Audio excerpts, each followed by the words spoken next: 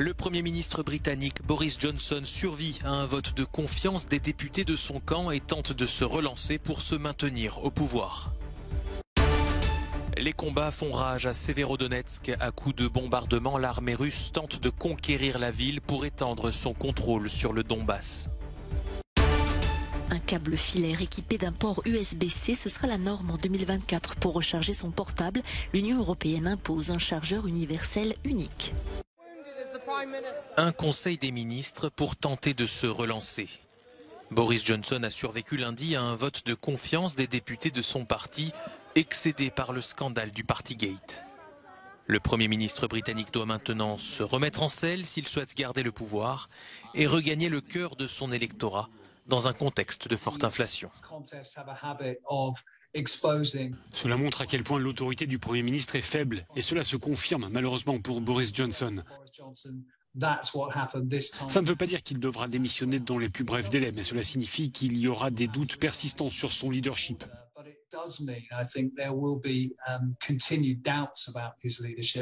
Plus de 4 députés sur 10 de son camp ne lui ont pas accordé leur confiance, ce qui démontre l'ampleur du malaise chez les conservateurs.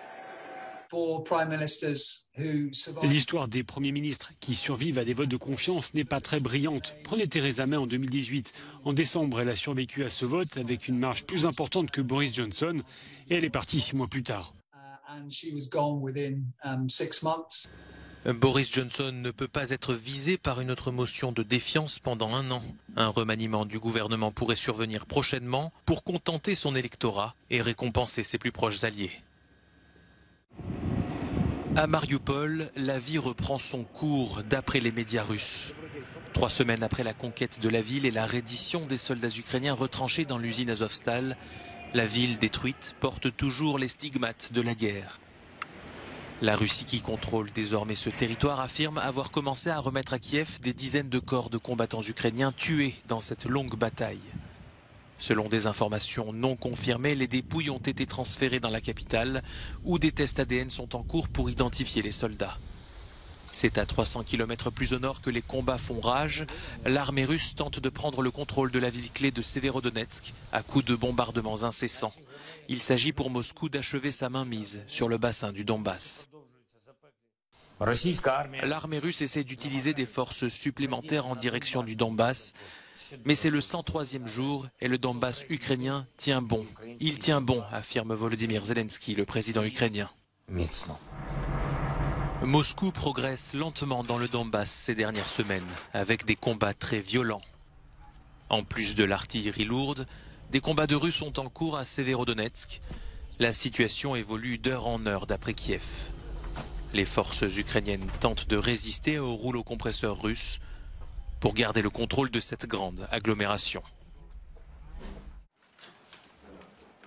Le président du Conseil européen, Charles Michel, accuse la Russie d'être responsable d'une crise alimentaire mondiale en bloquant les exportations de blé ukrainien.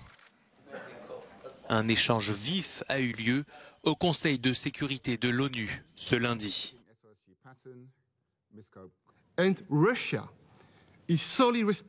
La Russie est la seule responsable de cette crise alimentaire. La Russie seule, malgré la campagne de mensonges et de désinformation du Kremlin. Je l'ai vu de mes propres yeux il y a quelques semaines à Odessa. Des millions de tonnes de céréales et de blé sont coincées dans des conteneurs et des navires à cause des navires de guerre russes en mer Noire et à cause de l'attaque de la Russie contre les infrastructures de transport. Vous pouvez quitter la pièce. Il est peut-être plus facile de ne pas écouter la vérité, cher ambassadeur. L'ambassadeur russe a quitté son siège pendant la prise de parole de Charles Michel, estimant que ses propos étaient désobligeants.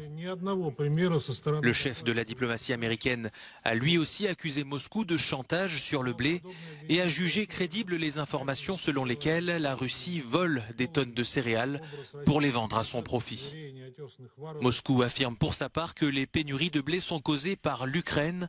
Faux, répond Volodymyr Zelensky. Le président ukrainien estime que les stocks de céréales bloqués par les Russes pourraient tripler d'ici à l'automne pour atteindre 75 millions de tonnes.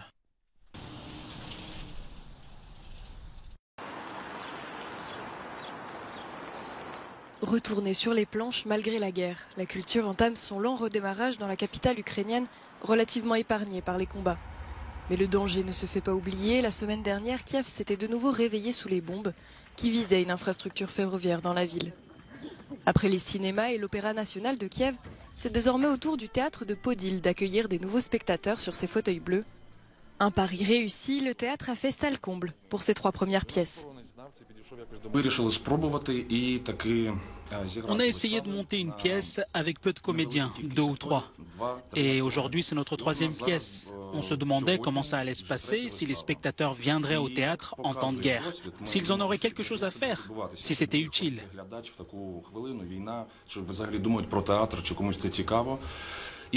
On était content de voir que les 3 premières pièces ont fait salle comble. Le comédien ukrainien Kostya Tomliak a aussi hésité à retourner sur les planches. Mais avec les retours massifs de personnes dans la capitale, il s'est dit qu'il était nécessaire d'apprendre à vivre avec le conflit. On est un peu comme des cafards. Nous avons difficilement dû survivre sans argent pendant 2 ans, pendant les restrictions dues à la pandémie. Je pense que nous avons plus l'habitude de la survie que ceux qui s'attendent à gagner de l'argent. Mais je pense que la survie n'est pas essentielle. La question aujourd'hui est de savoir comment les acteurs peuvent se rendre utiles. Je pense qu'on trouvera de l'argent pour survivre. On trouvera tous un moyen de se nourrir. Mais que faire pour qu'on ne perde pas de vue la guerre ? C'est une question à laquelle je n'ai pas encore de réponse. Depuis début avril, les forces russes ont cessé leurs offensives sur Kiev pour se concentrer sur la région du Donbass. Disparition en Amazonie d'un journaliste indépendant britannique et d'un spécialiste brésilien des peuples indigènes. Les 2 hommes avaient reçu des menaces alors que le reporter effectuait des recherches pour un livre dans la vallée de Javari, une zone reculée près de la frontière du Pérou. Cette région abritant plusieurs tribus connaît une escalade de la violence armée en raison de la présence de mineurs, orpailleurs ou chasseurs clandestins. Le combat d'un Français pour préserver les arbres. Au cœur de Paris, un homme vit dans un platane sur le champ de Mars depuis 1 semaine pour s'opposer à l'abattage des arbres en ville et dans les forêts. Ce défenseur de l'environnement qui vient d'entamer une grève de la faim demande au gouvernement le renforcement de la protection des alignements d'arbres et l'encadrement des coupes rases de résineux. Il s'était donné rendez-vous dans une 50aine de villes de France. Mais la mobilisation des personnels hospitaliers n'a pas fait le plein ce mardi. Entre 200 et 300 manifestants seulement à Paris, Toulouse, Nantes ou Grenoble pour réclamer plus d'effectifs et des salaires plus élevés. Pourtant, la situation urge pour des personnels hospitaliers à qui on demande de faire plus avec moins de temps et de personnel. C'est aux urgences que le feu couve. Faute de soignants, au moins 120 services ont été forcés de limiter leur activité ou s'y préparent. Très attendues les conclusions de la mission Flash confiée à l'association SAMU Urgence de France. Le président Macron a promis des décisions d'urgence dès juillet.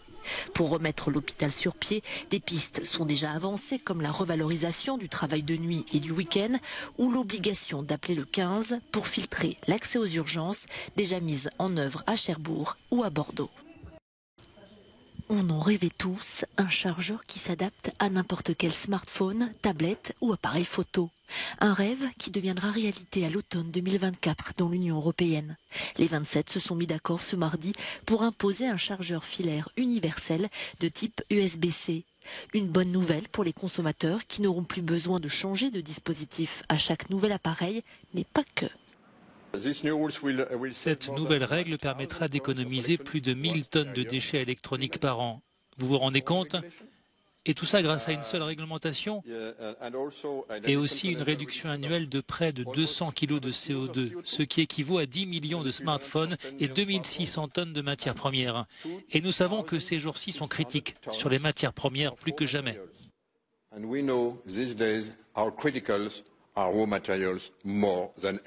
Il faudra attendre 2026 pour que ce chargeur unique soit compatible avec les ordinateurs portables ou les montres connectées.